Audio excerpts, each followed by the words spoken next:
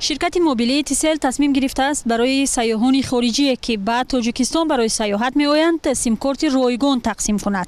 قرار است روزهای نزدیک یک نقطه مخصوص این شرکت در فرودگاه بین المللی دوشنبه فعال شود و سیاحان خارجی هم می‌توانند از این نقطه به مشکل و رایگان سیم کارت های خود را دسترس نمایند. تقدیم سیم کارت های رایگان به سیاحان خارجی بر اساس یک قرارداد میان شرکت مخابراتی تیسل و وزارت کارهای داخلی تاجیکستان صورت میگیرد که اخیراً تصویب شده است. این سیم کارت ها از شرکت تیسل را که 100 دقیقه برای گفتگو و 100 مگابایت اینترنت دارند همچنان از شعبه های پلیس سیاحی می شود دسترس کرد. سیاحان از این اقدام استقبال کردند.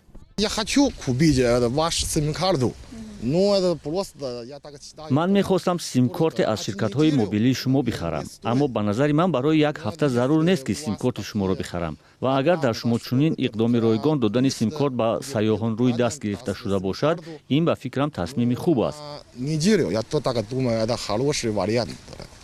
سیاحان از طریق سیم کارت های رایگان شرکت تیسل می توانند رایگان به پلیس سیاحی نیز زنگ زنند. بر اضافه در صورت پیش آمدن حالت های فوق العاده طبیعی و وضعیت اضطراری به سیاحان پیامک های آگاه کننده ارسال می شود. اما سیاحان می گویند برای آنها از همه مهم از شرکت های موبیلی حجم بسته اینترنت ضرور است.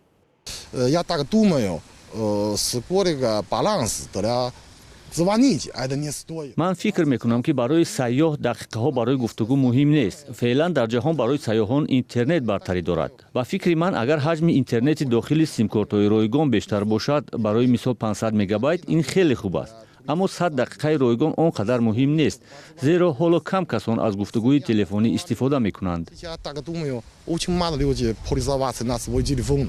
حالا اکثر سیاحان خارجی از سیم کارت کشورهای خود استفاده می کنند که برایشان خیلی گران است. خرید و استفاده سیم کارت های شرکت موبیلی تاجیکستان نیز برایشان ارزان دست نمی دهد.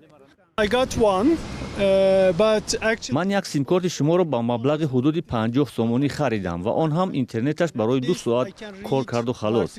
از این سیم کارت فقط می شود زنگ زد. در این روزها در تاجیکستان مشکلی من همین بود که به اینترنت دسترسی نداشتم.